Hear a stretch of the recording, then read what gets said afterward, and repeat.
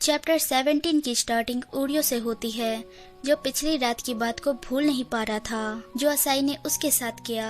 अब वो बोलता है, मुझे इन झमेलों में नहीं फंसना, मुझे डॉक्टर बनना है। खैर ओरियो ये सोच के खुश था कि आज उसका रिजल्ट आने वाला है और हमेशा की तरह उसे ए ग्रेड मिलेगा, लेकिन ओरियो को बी ग्रेड मिलता है। ये देख उसका दिमाग हिल जाता है। वहीं उसे उसकी बचपन की फ्रेंड मिलती है, जिसे देख ओरियो पूछता है, तुम यहाँ कैसे?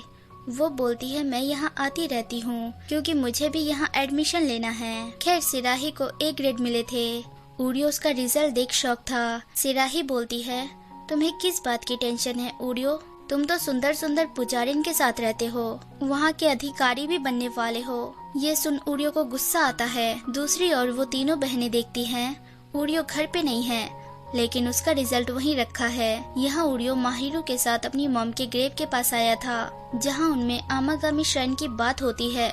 ओरियो बोलता है, मैं अपनी मॉम को बचा नहीं पाया, लेकिन इसलिए ही मैं डॉक्टर बनना चाहता हूँ ताकि सबकी हेल्प कर सकूँ। मुझे नहीं लगता मैं वहाँ का उत्तराधिकारी कभी बन पाऊंगा। मैं बस उन लड़कियों की खातिर उस मंदिर को बंद नहीं होने देना चाहता। ये सब बोलते हुए ओरियो को दूसरी तरफ से कुछ आवाजें आती हैं, लेकिन वो इग्नोर मार के माहिरू से बात करता है। जब वो वापस आता है तो देखता है वो तीनों बहनें अपनी मॉम के लिए प्रार्थना कर रही है। वो बताती है उनकी मॉम उनसे मिलने आई थी। वो ओरियो की मॉम के लिए भी प्रार्थना करना चाहती थी। ओरियो बोलता है, इसकी जरूरत नहीं है, वो जा चुकी है। पर योना बोलती है, वो कहीं नहीं गई, तुम्हारी मॉम यही है। वो तीनों ओरियो की मॉम के लिए प्रार्थना करती है और उन्हें ये बोलती है, ओरियो बहुत मेहनती है और हमारी हेल्प भी करता है, उससे हमसे मिलवाने के लिए आपका शुक्रिया। ये सुन ओरियो बस उन्हें घूर रहा था। तभी हवा चलती है और ओरियो वहाँ अपनी मॉम की स्पिरिट को देखता है, जो उसे देख काफी खुश थी। वो बहनें ओरियो को देख शॉक हो जाती है। उसके आंसू रुक ही नहीं रहे थे।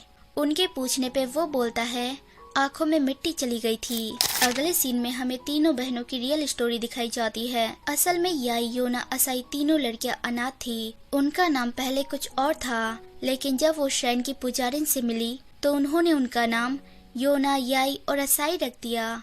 उस पुजारिन ने बोला, मैं अब से तुम्हारी माँ हूँ। ये सुनने के बाद ओरियो का रिएक्शन नॉर्मल रहता है, जिसे देख वो तीनों बोलती है, तुम्हें इससे फर्क नहीं पड़ता कि हम कौन हैं, हमारी मॉम कौन थी? ओरियो बोलता है, तुम्हारा एक दूसरे के लिए प्यार देख के मैं समझ गया, तुम्हारी मॉम ने तुम्हारी बहुत अच्छी परवरिश की है, इसलिए खून का रिश्ता ना होने के बावजूद भी तुम एक दूसरे से इतने जुड़े हुए हो। ये सुन तीनों खुश होती हैं।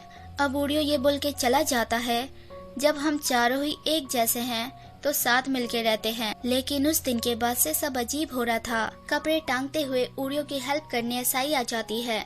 जब ओरियो कमरे की सफाई करने चाहता है, तब याई सब साफ करके पहले से ही बैठ जाती है और उसे हर चीज के लिए शुक्रिया बोलती है। ओरियो रात को देखता है योना किचन में कढ़ी बना रही है। ये देखो शौक होता है। ओरियो उसकी कढ़ी टेस्ट करता है, जो उसे काफी अच्छी लगती है। तब वो बोलता है, तुम्हारे हाथों में जादू है, बस तुम बहुत स्लो हो। योना यहाँ बोलती है, स्लो हूँ इसलिए तो जल्दी बना रही हूँ ताकि सब टेस्ट कर सके। अगले सीन में सब कढ़ी खाते हैं और ओरियो बोलता है, अगर तुम खाना बनाने में मेरी हेल्प करो तो मेरा काफी टाइम बच जाएगा। वो बोलती है, जरूर करूँगी।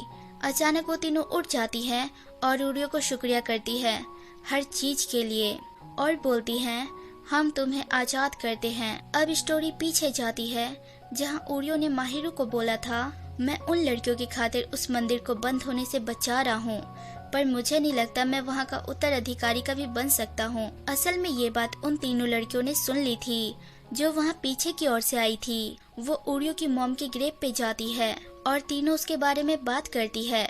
ओरियो का हमारे मंदिर से कोई लेना देना नहीं है, वो इसके लिए नहीं बना है, बस मंदिर बचाने के लिए ओरियो हमसे जुड़ा हुआ है।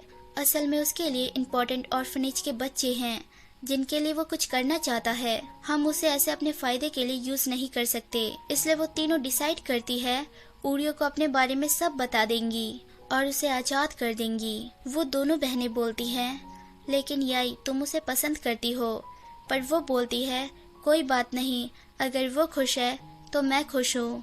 अगले सीन में वो तीनों उसका कपड़ा पैक करती है। ये देख ओरियो बोलता है, आखिर तुम लोग कर क्या रही हो? अब वो तीनों उड़ियों को मंदिर से बाहर फेंक देती है और बोलती है, तुमने हमारे टेम्पल के लिए बहुत कुछ किया है, लेकिन आज से तुम अपने सपने पूरे करो, हम सब हैंडल कर लेंगे और टेम्पल के लिए नए उत्तराधिकारी खोजेंगे। ये सुन उड़ियों ने घूरता है और धीरे धीरे उसे सब समझ आ रहा था। आखिर वो टेम्पल में आने से पहले कैसा था और उसके बाद कैसा हो गया। खैर वो उन्हें शुक्रिया बोलता है और जाने लगता है, लेकिन अचानक रुक के बोलता है, तुम्हें तुम्हारा नया उत्तराधिकारी चाहिए ना? मेरी नज़र में एक है जिसने अपनी माँ को बचाने के लिए ऊपर वाले से बहुत दुआएं मांगी, बहुत मन्नतें की, लेकिन कुछ नहीं हुआ। उस दिन से उस लड़के ने ऊपर वाले से अपना मुंह मोड़ लिया। फिर अचानक तुम तीनों से मिली, जिसने उसे ऊपर वाले पे यकीन करना दोबारा सिखाया, क्योंकि वो तुम तीनों को देखता था कैसे तुम तीनों हर सिचुएशन में लोगों की हेल्प करती थी, दुआएं मांगती थी। अब मैंने फैसला किया है, मैं डॉक्टर बनूंगा और ऊपर वाले की मदद से लोगों को हौसला दूंगा। यही मेरा गोल है। सो प्लीज मुझे आमागामी श्राइन का नया उत्तराधिकारी बनने का मौका दो। ये सुनो तीनों फ्रीज हो जाती हैं और दौड़ के उड़ियों को खुशी खुशी गले लगा लेती है। So hey everyone, thanks for watching. अगर मेरी वीडियोस जरा सी भी अच्छी लगे तो लाइक शेयर सब्सक्राइब कर देना और बेल आइकन जरूर दबा देना ताकि आप तक नोटिफिकेशन आती रहे। Take care, bye.